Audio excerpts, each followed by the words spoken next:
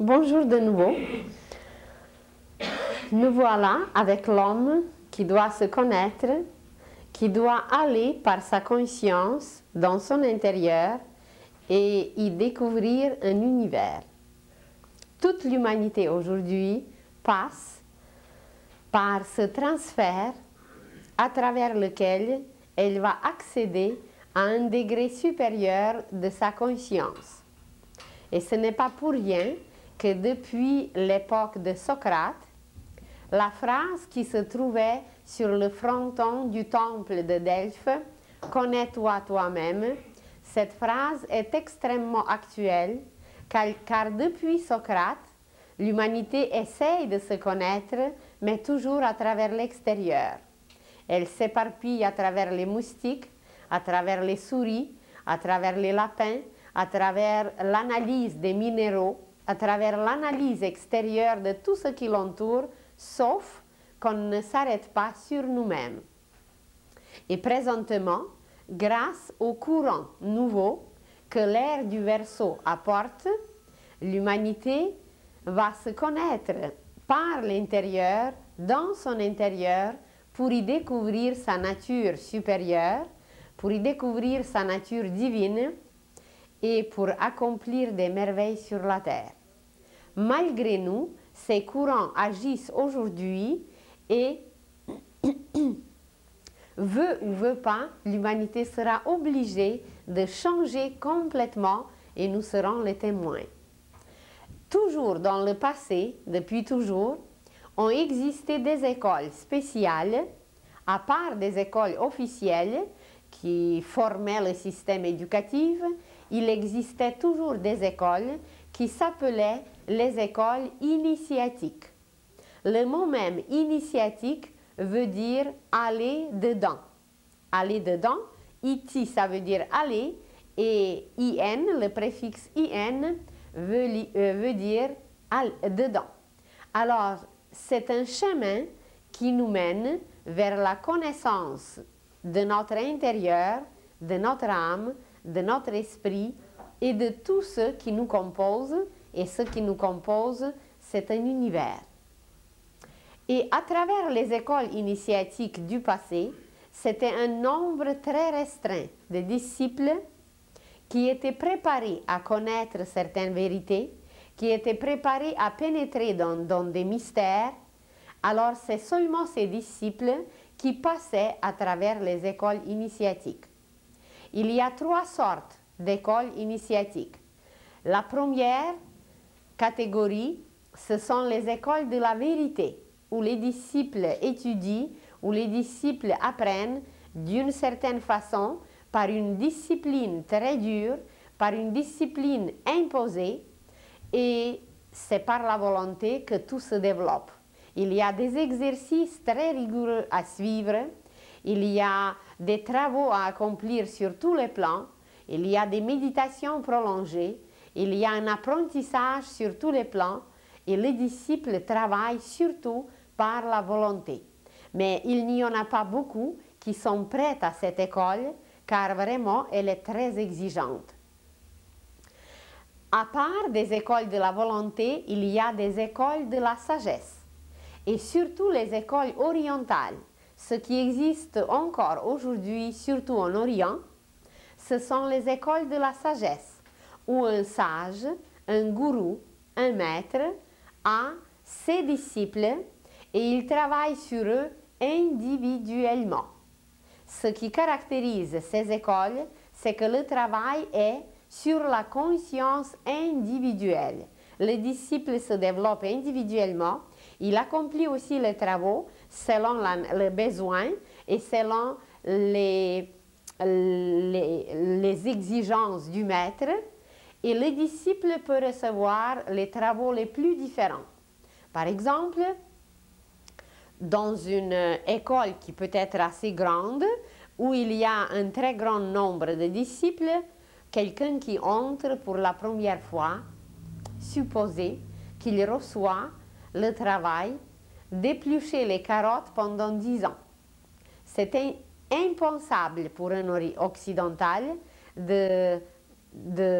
d'imaginer quelque chose de pareil, mais c'est ainsi. Ou par exemple, le disciple reçoit une seule phrase qu'il doit travailler pendant 6 ans, pendant 9 ans, ou selon la nécessité.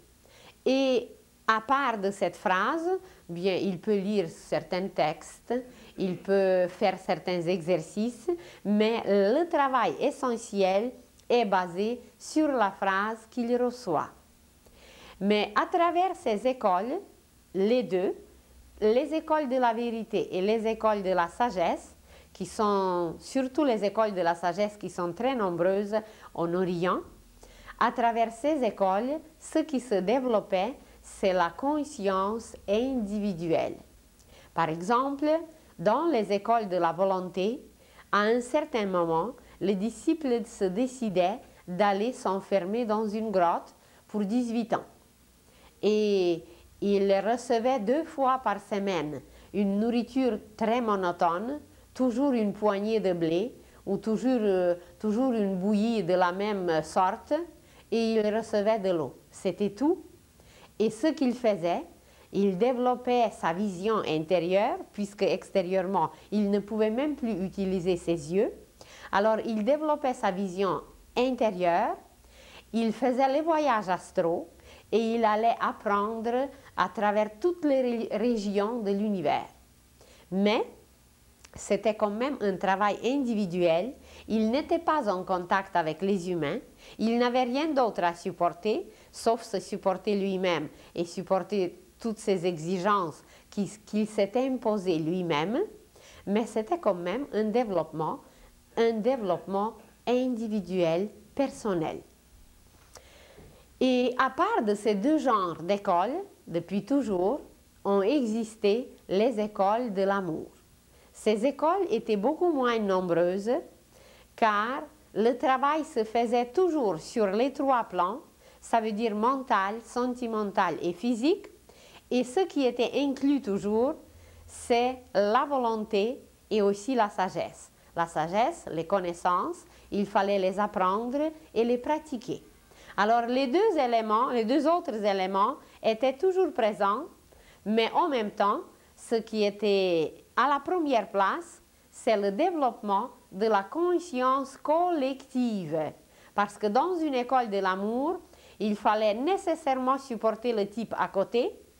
C'est bien de dire que j'aime l'humanité entière, mais ce qui est le plus difficile, c'est de supporter celui qui est à côté, c'est d'être tolérant, c'est d'être indulgent, c'est de comprendre les autres et de les saisir d'un seul coup, à la fois. Alors, à travers les écoles de l'amour, qui n'étaient pas très nombreuses, parce qu'il n'y avait pas trop de candidats, se développait surtout l'amour qui était complet, car la volonté y était et la sagesse aussi. Il y a 3-4 000 ans avant Jésus-Christ, au bord de la mer Noire, dans un endroit merveilleux, a existé une école de ce genre où beaucoup d'élèves, même de l'Orient, de l'Occident et de partout, ont passé des longues années et des longues vies dans cette école de l'amour.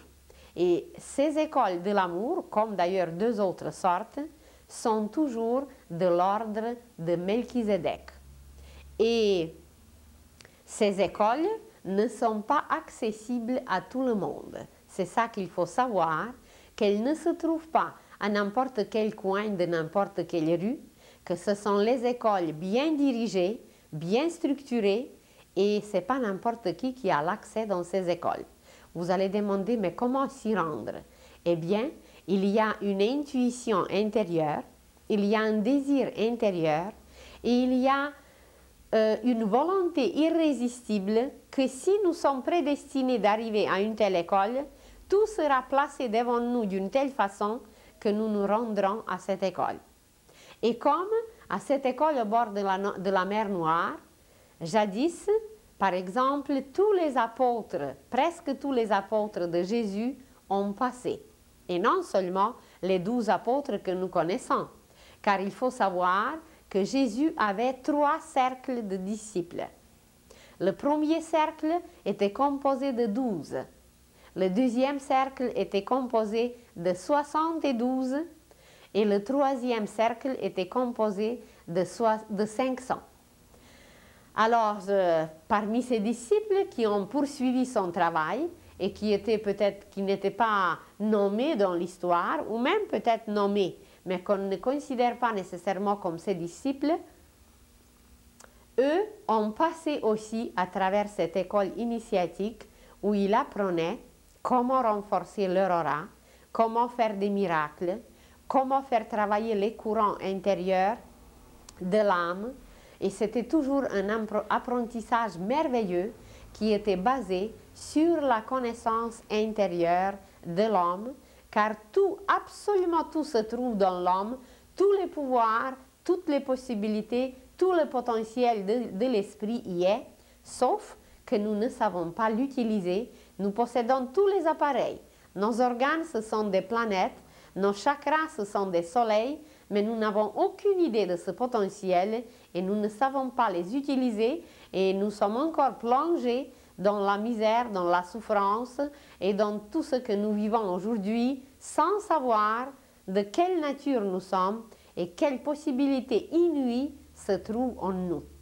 Nous allons parler bientôt de nos mains et vous allez voir que nos 10 doigts sont des antennes qui sont liées aux énergies cosmiques de 10 degrés de la conscience universelle et que seulement par nos doigts nous pouvons accomplir tout ce que Jésus accomplissait, ce qu'on dit encore aujourd'hui des miracles. Qu'il y a une écriture extraordinaire qui est dans nos mains, qu'il y a des montagnes, qu'il y a des signes, qu'il y a des croix, qu'il y a des étoiles, qu'il y a des soleils et que tout est inscrit.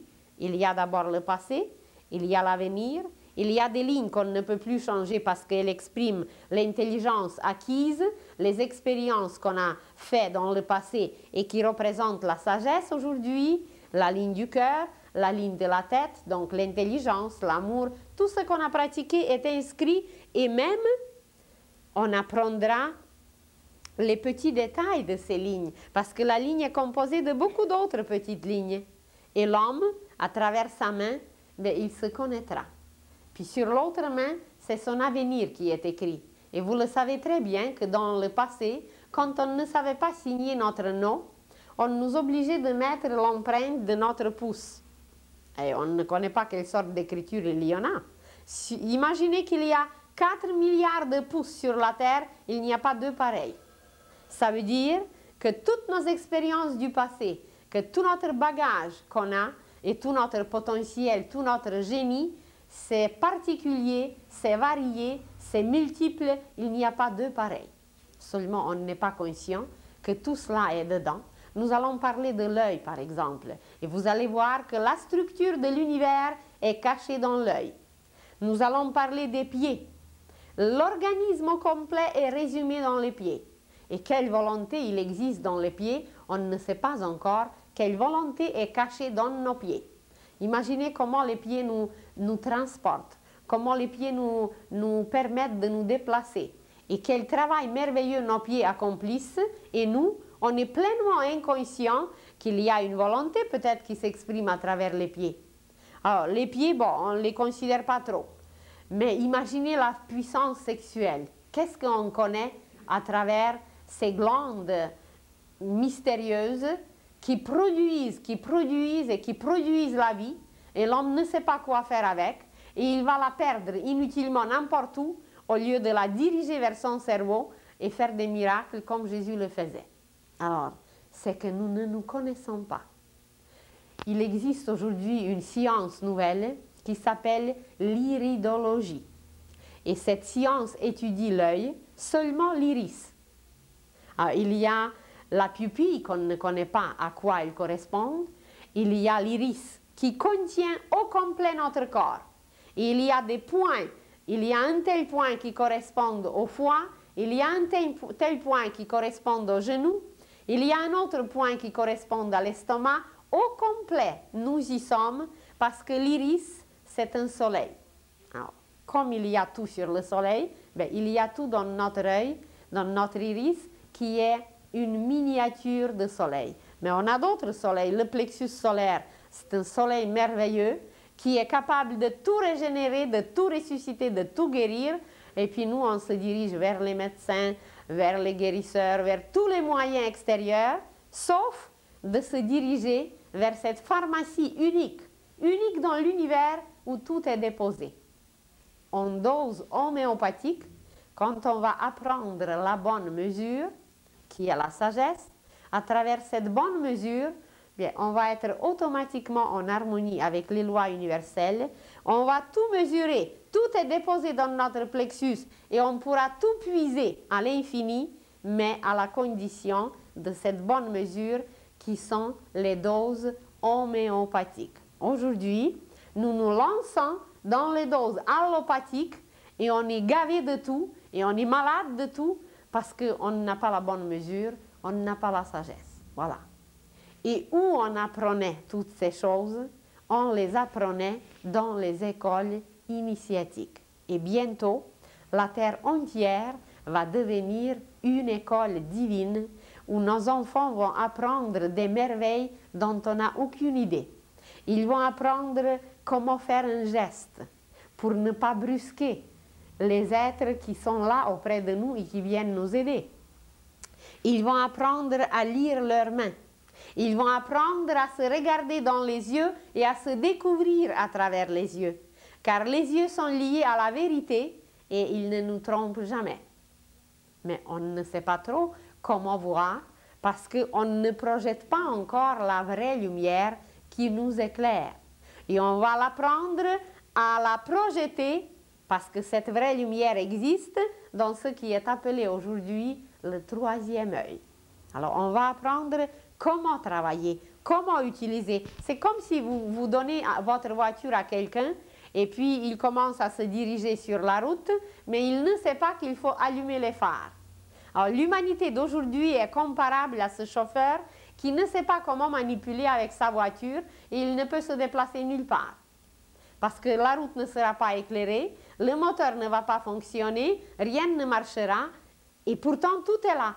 Alors nous sommes un peu semblables à un tel cas parce que tout est là, mais nous ne savons pas quoi faire. On a une lumière, mais une lumière universelle, juste là, entre nos deux yeux, qui forme avec nos yeux physiques un triangle.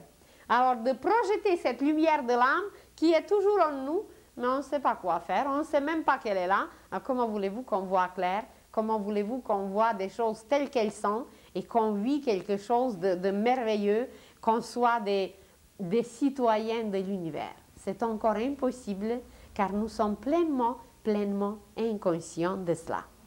Et aujourd'hui, pour la première fois dans notre histoire, les connaissances des écoles initiatiques, les connaissances qui étaient cachées, comme on cache certaines choses à nos enfants, on ne leur dévoile pas jusqu'à ce qu'il ait un âge suffisant pour pouvoir comprendre. Alors, une certaine partie de l'humanité, pas encore tous, une certaine partie, une élite de l'humanité est prête aujourd'hui à comprendre certaines choses. Et c'est pour ça qu'on en parle même à la télévision, qu'on en parle à la radio, qu'il y a des conférences, des symposiums, des congrès et même des écoles initiatiques qui sont ouvertes à un nombre beaucoup plus grand des êtres humains qui sont prêts à étudier, qui sont prêts à se connaître et qui sont prêts à se comporter comme un homme et non comme des animaux.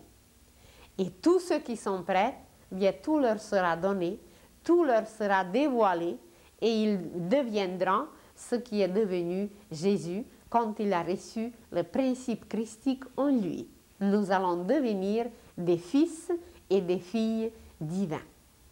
Et ce n'est pas loin, c'est juste de vouloir, parce qu'il y a beaucoup d'aides, il y a beaucoup de guides qui sont prêts à nous aider, mais on n'est pas tellement intéressé, on doute, et puis on critique, et puis notre avis, c'est pas tout à fait ça, puis notre opinion, elle est toujours différente de ce qu'on nous expose.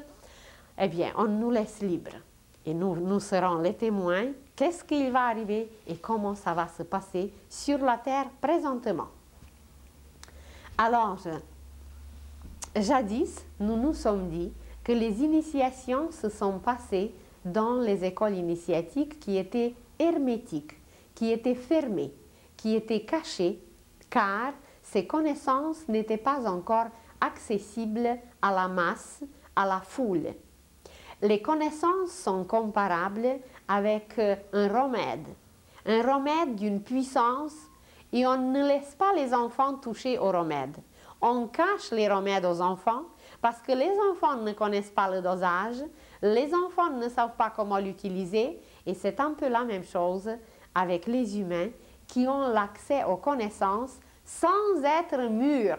Ça veut dire qu'ils peuvent se faire du mal, qu'ils peuvent se détruire, ce qui est arrivé à l'époque atlantéenne. Les Atlantéens, par leur clairvoyance nocturne, ils recevaient les messages, ils captaient les messages pendant la nuit dans leurs rêves, et le jour, ils pouvaient réaliser ces messages, ils pouvaient faire des bâtisses, ils pouvaient faire des expériences dans les laboratoires d'une beauté inimaginable. Mais comme ils n'étaient pas mûrs dans leur vertu, comme moralement, ils n'étaient pas suffisamment matures, alors à cause de cette immaturité, à cause d'une certaine ignorance et à cause qu'ils n'étaient pas peut-être suffisamment éclairés le jour, ils utilisaient les connaissances divines pour les buts personnels, pour s'enrichir, pour embobiner les autres, pour ruser les autres. Et à cause de ça, ils ont amené l'Atlantide vers la destruction totale, complète. Elle a disparu de la surface de la Terre. Et aujourd'hui, nous sommes les témoins de quelque chose de semblable qui se passe sur la Terre tout au long de notre siècle. Et non seulement de notre siècle, mais déjà auparavant, toutes nos guerres, ce n'était que cela, mais surtout notre siècle. Il est plein de faits destructifs, de faits décadents qui mènent l'humanité vers une disparition. Mais aujourd'hui, on ne nous permettra pas de disparaître au complet, car la Terre est allée si loin dans son déséquilibre qu'elle a qu'elle a provoqué un danger dans le système solaire. Et il y a d'autres êtres qui veillent sur l'ordre et sur l'harmonie dans le système solaire, et ils ne permettront pas aux humains de déséquilibrer au complet le système solaire. Même si 3/4 de l'humanité vont disparaître, ça ne fait rien, mais l'équilibre sera installé sur la Terre. Et il sera installé par qui? D'abord par les disciples des écoles initiatiques qui connaissent les lois universelles et qui peuvent travailler en harmonie avec ces lois.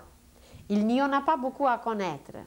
On a mentionné quelques-unes: la loi de la réincarnation, la loi du karma, la loi de l'économie universelle et quelques autres lois. C'est pas nombreux, mais c'est juste de les connaître, de les accepter, de les prendre et de les réaliser. Et c'est cette partie de l'humanité qui entre aujourd'hui dans la spiritualité, qui se lie à l'électricité cosmique, qui est une lumière divine. C'est seulement cette partie de l'humanité, appelée les disciples, qui savent se discipliner au lieu de se dissiper, qui savent construire au lieu de détruire. C'est eux qui vont tout rétablir avec l'aide, bien sûr, des grands guides de l'humanité, des grands instructeurs de l'humanité, et que voilà, tout va être de nouveau correct, bien, comme il faut. Nous en avons déjà parlé, qu'il y a 3 courants très puissants aujourd'hui qui se manifestent sur la Terre. Il y a le premier courant qui va établir l'ordre partout. Il y a un désordre dans notre corps qui provoque la maladie, qui provoque le déséquilibre. Il y a un désordre à l'extérieur, partout dans tous les pays, nous ne trouvons qu'un désordre. Et ce courant va nous amener d'abord d'installer l'ordre en nous-mêmes et par la suite l'ordre à l'extérieur, et ça va s'appeler le contraire de l'anarchie, c'est la synarchie. Le contraire de la maladie, c'est la santé. Le contraire de l'impureté, c'est la pureté. Alors, cet ordre va être installé sur tous les niveaux, sur tous les plans, partout dans la vie sociale, dans la vie économique, dans la vie conjugale, dans la vie des enfants, partout. Et c'est le courant du Père qui va le faire. Le deuxième courant qui va amener un changement complet dans notre vie intérieure, c'est le courant du Christ, c'est la deuxième venue du Christ qui va provoquer, d'abord nous on va se préparer, tous ces disciples qui travaillent sur la connaissance intérieure de leur corps, de leur harmonie intérieure, de leur paix, ils apprendront comment préparer le corps éthérique qui entoure et qui entrepénètre le corps physique, comment préparer ce corps qui était appelé dans le passé la coupe du Graal. C'est vraiment une coupe, c'est un récipient qui va recevoir un principe cosmique de l'amour, qui est appelé Christ. Et c'est ce deuxième courant qui travaille sur nous sans cesse, et malgré nous, ceux qui sont prêts, ils vont se préparer, et ceux qui ne sont pas prêts, ils seront éliminés. Ils seront broyés, pulvérisés, complètement éloignés de la terre. Et le troisième courant qui travaille sur nous, c'est le courant, les orientaux appellent le Saint-Esprit Dieu de l'action. Alors, nous sommes tous en action, mais quelle action? Quel est le but de notre action? Si le but divin est disparu de notre action est guidée par le courant descendant et elle va aboutir absolument, inévitablement à la mort. Et c'est pour ça que nous mourons, parce que nous sommes tous dans le courant descendant où la vie se décompose. Il y a deux courants de la vie, le courant descendant et le courant ascendant. Alors ce Dieu de l'action, qui est le Saint-Esprit, dans son intérêt, c'est d'amener tout le monde vers la lumière, pour que le but de nos actions soit lumière, pour que le but soit noble, pour que le but soit divin, éternel. Parce que ce but, si nous nous le mettons, si nous nous le donnons, un but valable, éternel, collectif, fraternel, un but d'amour, c'est qu'il nous ressuscite. Il amène la vie dans nos cellules. Au lieu de les crisper, ça dilate nos cellules et nos cellules sont remplies de lumière.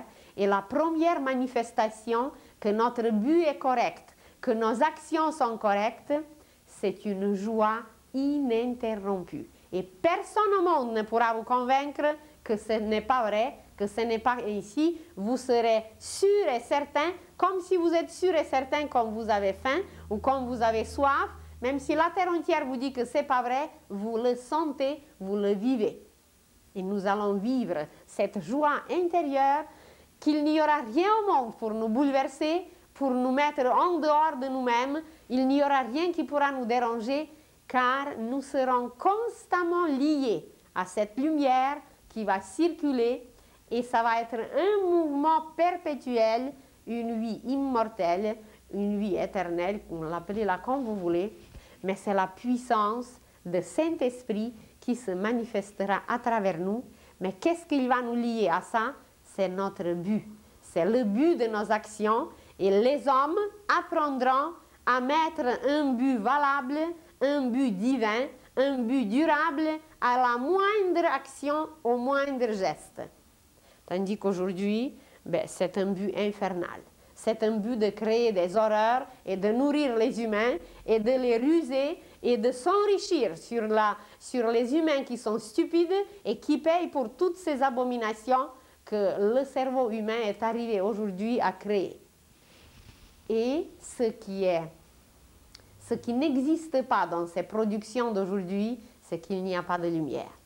Et c'est ça qui crée dans nos cellules une angoisse, c'est ça qui crée une confusion, c'est ça qui crée un déséquilibre et que voilà, on se dirige pas près partout, on cherche les remèdes partout et on ne les trouve nulle part parce qu'ils sont dedans, dans notre propre lumière qui va se manifester par l'aura, qui va se manifester par le sourire, qui va se manifester par la joie ininterrompue parce que l'âme est dedans. Et si nous lui donnons la vie, si nous lui permettons à respirer, si nous lui permettons à se manifester, dans le sens de se manifester, eh bien, c'est la première preuve tangible que nous sommes corrects, que nous sommes sur la bonne voie, que notre but est clair, c'est la joie ininterrompue. Ce n'est pas la joie d'un ivrogne qui va être joyeux quand il prend son verre et le lendemain matin, il est complètement débalancé, il est malade, il ne peut plus continuer rien. Ce n'est pas cette joie d'un ivrogne. Ce n'est pas cette joie de celui qui a gagné 1 million au casino et que le lendemain, il doit quitter sa famille et que tout est à l'envers et qu'il a des remords de sa conscience et qu'il doit s'isoler dans un désert. Ce n'est pas cette joie de 2 heures, d'1 heure, d'une journée. C'est une joie qui n'arrête plus jamais. Et sur un autre plan, dans nos sentiments, cette joie de nos cellules, c'est nos cellules qui sont joyeuses et cette joie sort de nous à travers nos vibrations. Et par la suite, ça se manifeste par les émanations de nos sentiments. Notre corps sentimental vit dans une paix, dans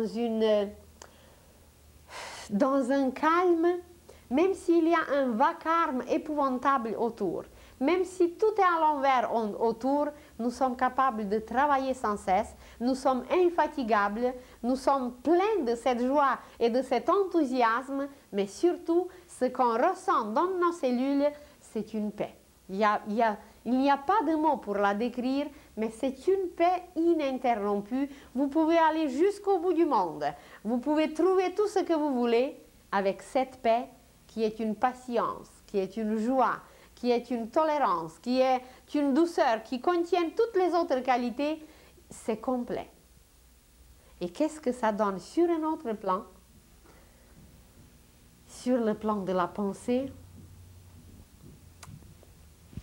c'est une joie encore plus intense qui peut peut-être s'exprimer par un contentement sans cesse, par un contentement qui résonne dans l'univers comme une musique. Parce que notre pensée est de nature musicale. Quand notre pensée n'est pas juste, elle est fausse. Et quand nous faussons, cette fausseté s'exprime dans nos cellules. À travers nos cellules, il y a des émanations et des vibrations, pas dérangées, mais déformées, qui sortent et ça fait mal à nos cellules. Et c'est ça les maladies. Et c'est ça se sentir mal dans notre peau. C'est que notre pensée n'a pas un but élevé. Notre pensée a un but qui ne nous amène nulle part que seulement vers la mort. Et nos cellules le ressentent. Et elles sont mal et nous sommes mal dans notre peau. Alors une pensée juste, le but élevé, le but correct de nos actions, c'est une musique, c'est une justesse et une justice dans notre pensée, une justice musicale, pas la justice dans le sens que nous connaissons, mais c'est une musique qui s'exprime par la suite par nos cellules. Et puis voilà, on vit dans cette musique et on peut émerveiller les autres. On devient une source vivante pour tout le monde. Les autres viennent demander nos conseils. Les autres viennent se reposer auprès de nous. Les autres viennent demander comment faire, quoi faire, parce qu'ils reçoivent quelque chose de nous. Ils reçoivent cette musique qui les harmonise, qui les nourrit, qui les arrange, qui les soigne. Et comme ça, un saint, un initié, un maître, il est toujours recherché partout. Par ceux qui ressentent, pas par des abrutis, pas par des brutes, qui n'ont aucune sensibilité dans leur peau, dans leurs émanations, et puis ils vont s'arrêter sur un criminel plutôt que sur un saint ou sur un initié. Parce que leur sensibilité est au niveau des criminels et non au niveau des initiés. Alors, c'est dans nos propres cellules que tout s'exprime. Et c'est dans une école initiatique qu'on apprend comment installer dans nos cellules cette musique.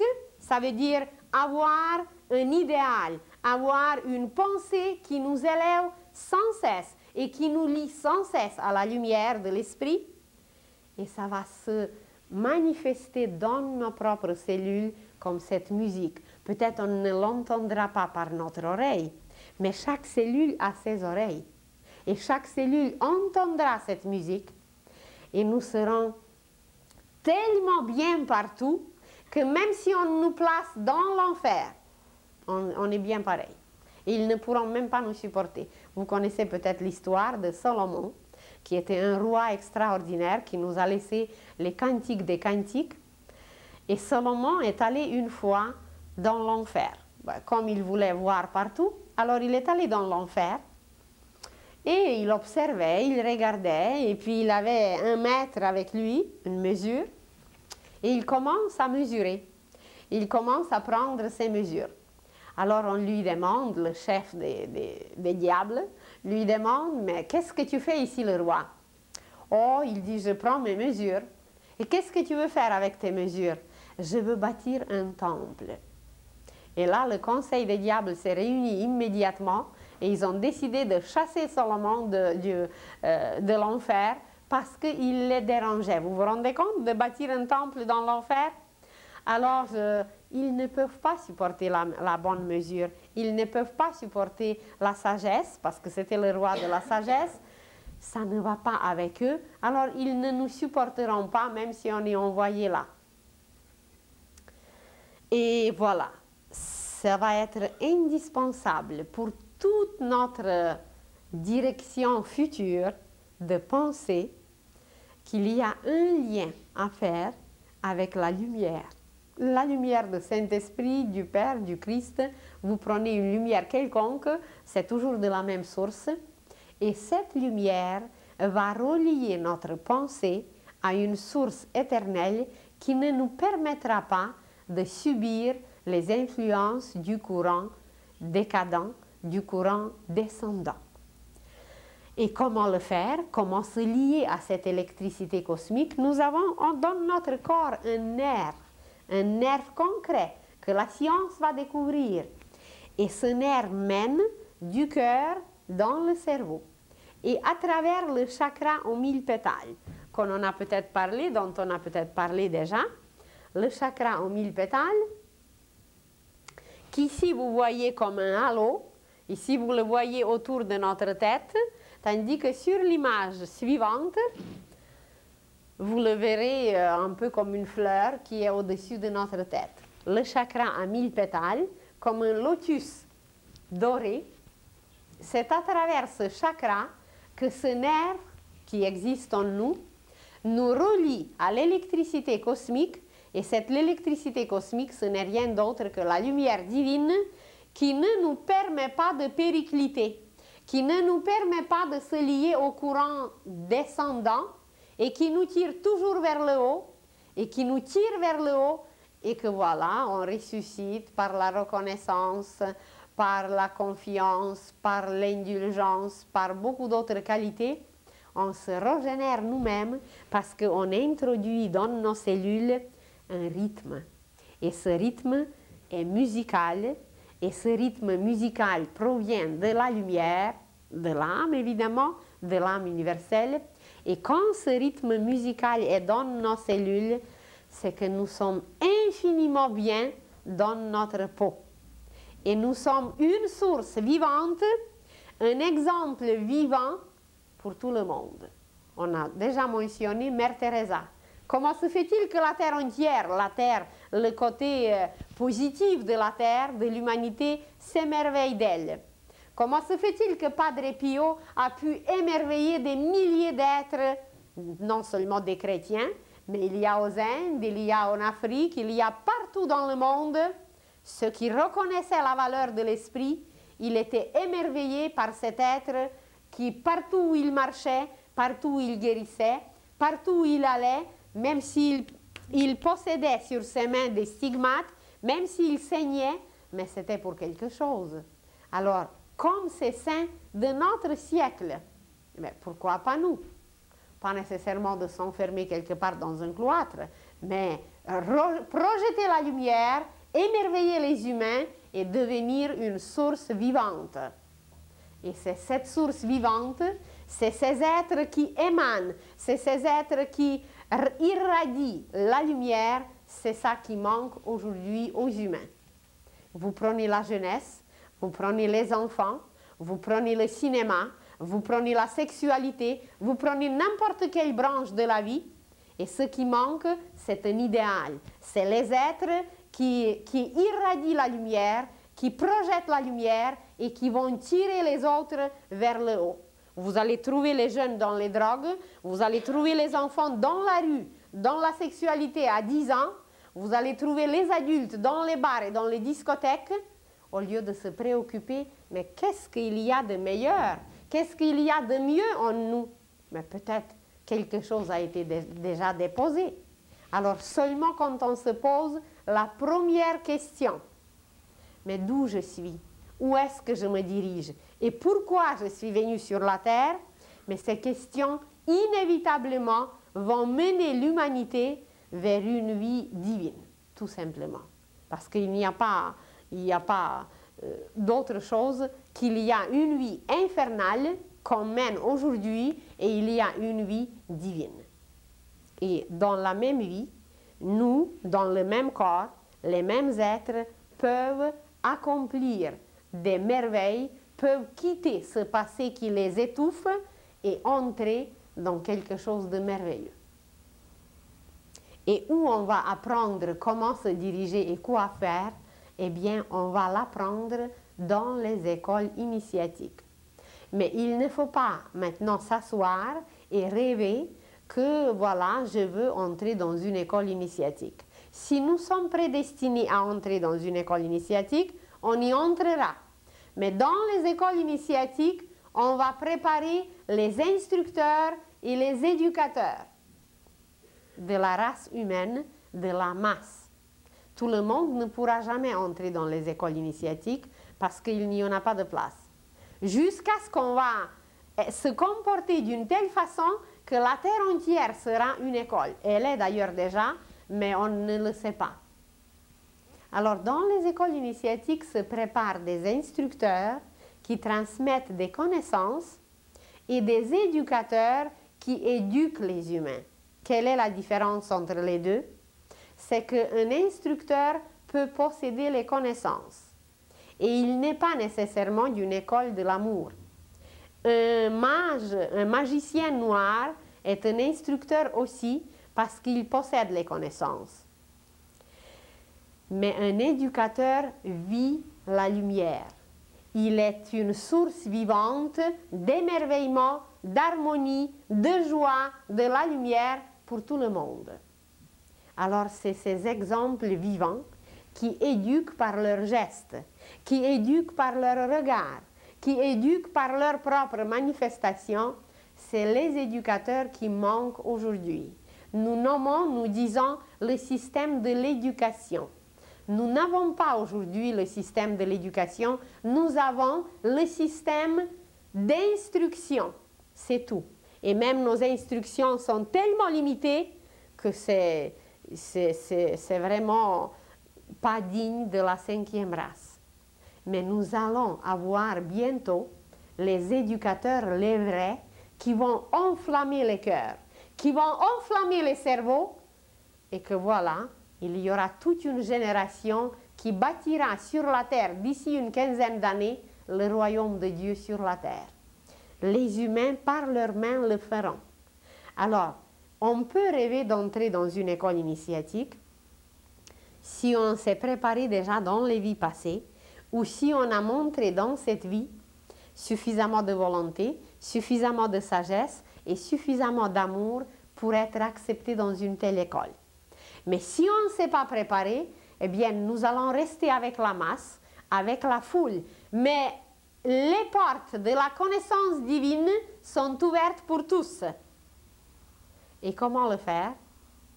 C'est par notre comportement quotidien, en ayant la conscience éveillée que par le moindre geste, que par la moindre manifestation, nous sommes capables de tout améliorer ou de tout rendre, de tout empirer. Et quand nous serons conscients de 2 lois qu'on a mentionnées, la loi de la réincarnation, qui est la loi de la vie, et la loi du karma, qui est la loi de l'action qu'on provoque, et que cette action nous apporte les fruits, la récolte, seulement ces deux lois sont capables de changer l'humanité. Parce qu'elle va se comporter d'une façon digne, elle va se comporter d'une façon noble, et elle va de plus en plus entrer dans la vie universelle, dans la vie cosmique. Et nous passons aujourd'hui, nous tous, sans exception, les méchants et les bons, nous passons les initiations dans la vie quotidienne. Jadis, seuls les disciples le passaient dans les initiations, dans les pyramides, dans les temples, dans les cavernes, dans les grottes. Mais aujourd'hui, l'examen se trouve dans le quotidien et la masse le passe. Toute la terre passe par l'examen. Et vous savez quand est-ce que c'était le premier examen pour l'humanité dans ce siècle? C'était la Première Guerre mondiale. On nous a offert de passer un examen par les moyens pacifiques, de ne plus utiliser l'épée, de ne plus utiliser la violence, de ne plus utiliser l'agressivité, et on a raté l'examen. Et on nous a offert la deuxième fois de passer l'examen, de résoudre nos problèmes, de payer nos dettes, de régler nos affaires par les moyens pacifiques. Et nous, on a de nouveau déclenché la Deuxième Guerre mondiale et on a de nouveau raté l'examen. Et nous sommes au seuil de passer l'examen la troisième fois. Et comment nous allons le passer? Eh bien, nous en serons tous les témoins. Et la même chose qui se passe au niveau de l'humanité, au niveau des guerres mondiales, déjà presque la troisième fois dans notre siècle, observez votre journée et vous allez trouver qu'il y a des journées où vous êtes en guerre intérieure, qu'il y a votre cœur qui se tiraille avec votre cerveau, mais d'une façon que vous n'en pouvez plus, vous êtes complètement terrassé par un combat intérieur. Et vous l'extériorisez envers votre épouse, ou envers votre époux, ou envers votre belle-mère, ou envers votre directeur ou boss, mais ce n'est pas eux qui sont en cause. C'est notre guerre intérieure qui s'extériorise. Et c'est la guerre intérieure entre les sentiments humains, entre le cœur humain, qui a une sagesse, qui diffuse l'amour. C'est le cœur qui veut nous amener vers le bon chemin, et c'est le cerveau qui sert aujourd'hui les esprits lucifériens. C'est le cerveau qui nous amène toujours à côté et qui nous mène toujours vers l'erreur. Parce que le cerveau est jeune, comme on en a parlé déjà, c'est un jeune étudiant qui se prend pour le directeur. Il va devenir plus tard s'il montre sa sagesse. Mais pour l'instant, notre intellect a raté sa mission. Notre intellect ne nous a pas amenés vers la connaissance de l'âme qui s'exprime par la douceur du cœur. Notre intellect nous mène vers la paresse, vers la lâcheté, tandis que le cœur ne lâche jamais. Au contraire, nous introduisons des combustibles insupportables et nous lui faisons les crises cardiaques au lieu de le libérer de toutes sortes de déchets, de toutes sortes de poisons pour qu'il puisse battre pour l'âme. Parce que le cœur est l'appareil de l'âme. Et si nous regardons l'humanité aujourd'hui, comment elle se comporte, elle ne se comporte pas comme le cœur. Elle arrête de travailler n'importe quand ça lui semble bon. Elle arrête de faire cela ou cela pour n'importe quelle raison, qui n'est pas une bonne raison. Est-ce que le cœur arrête de travailler? Est-ce qu'il dit, bon écoutez, je me mets en grève pour 2 semaines, excusez-moi, j'arrête de battre. Et qu'est-ce que l'organisme fera? Qu'est-ce que l'âme fera? Qu'est-ce que l'esprit fera?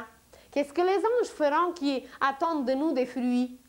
Eh bien, ça ne se fait pas dans notre organisme qui est un univers. Il n'y a jamais d'arrêt. Est-ce que les poumons refusent de respirer? Ils refusent quand on a introduit trop d'impuretés mentales et quand on a créé une maladie des poumons. Parce que les poumons sont liés au mental, comme le cœur est lié au sentiment.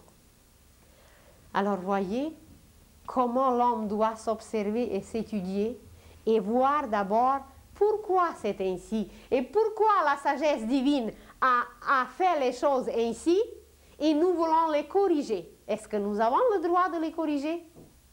Alors c'est en apprenant de s'observer, en s'étudiant, en se connaissant, que l'on va commencer à se comporter comme un homme et non comme un animal qui vit dans un corps humain.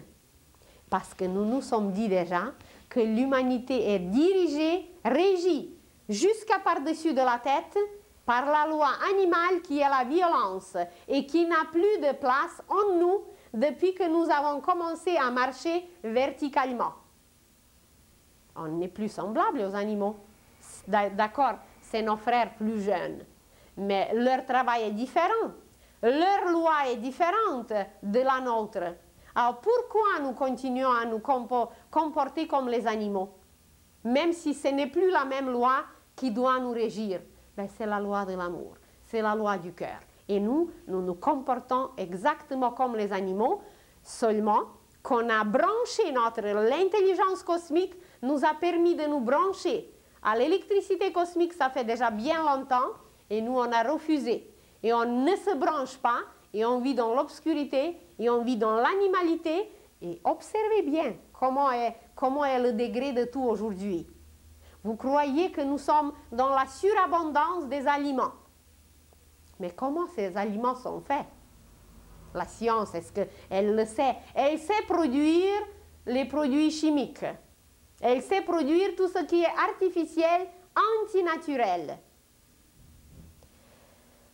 Et qu'est-ce que ça produit dans les aliments?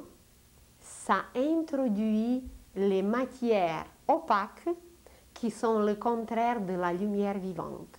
Et même si nous sommes couverts de tas d'aliments, la qualité de ces aliments, bien, elle n'est peut-être pas tout à fait nulle, mais elle n'est pas grande, cette qualité. Il y a des équipes d'ingénieurs, des spécialistes à travers le monde qui étudient ces questions et qui ont découvert des radiations vivantes des aliments. Et ça dépend de l'énergie solaire et ça dépend de la santé du sol. Mais quand le sol est sain, nous introduisons la maladie et des poisons dedans. Et après, on se nourrit par ces aliments et on se croit qu'on est dans la surabondance parce qu'on s'est nourri de quelque chose de mort. Alors, il y a énormément d'apprendre. C'est vrai, la science a fait des découvertes magnifiques. Seulement, ces découvertes étaient dirigées vers la destruction de l'homme. Ces découvertes étaient dirigées vers la destruction des cellules humaines, terrestres et toutes les cellules vivantes. La bombe atomique, la désintégration de l'atome, bien, c'était la découverte non seulement du siècle, mais de toute notre histoire. Mais qu'est-ce qu'on a fait avec cette désintégration de l'atome? On l'a utilisé pour désagréger les êtres humains. Les êtres humains, des milliers, des millions d'êtres humains par une seule bombe.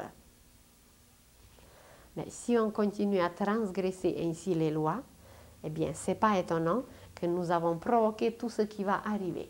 Et comment maintenant remédier? C'est en apprenant les vérités qui nous sont transmises par les écoles initiatiques.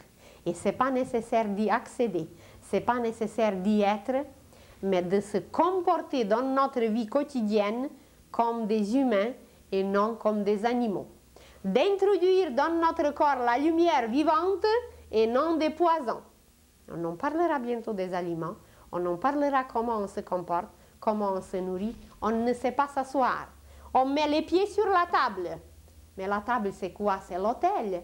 C'est le pain et le vin qui doivent être là. C'est l'amour et la sagesse seulement qui doivent être sur la table. Et rien d'autre. Vous allez dire, et le stylo, c'est la sagesse. C'est pour exprimer la parole divine.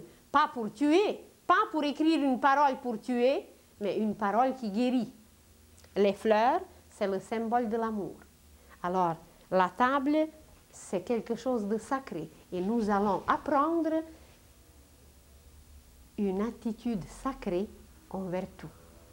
C'est la première condition pour accéder plus tard à une école initiatique, c'est d'avoir une attitude sacrée envers tout. de respecter tout avant de commencer l'aimer. Et de cette façon, nous allons passer dans notre vie quotidienne toutes nos initiations. Nous acceptons ce qui arrive et nous avons une attitude sacrée envers ce qui nous arrive. Alors, l'école initiatique aujourd'hui est partout. Tout ce qui nous arrive dans la journée, c'est une initiation, mais comment faire devant ce qui nous arrive? L'accepter, le prendre, faire une alchimie spirituelle avec, le transformer et se comporter dignement à travers cette alchimie spirituelle, respecter, aimer, et nous faisons une transformation et une élévation inimaginable. Alors, je vous remercie beaucoup. Je vous souhaite une bonne semaine et à la prochaine.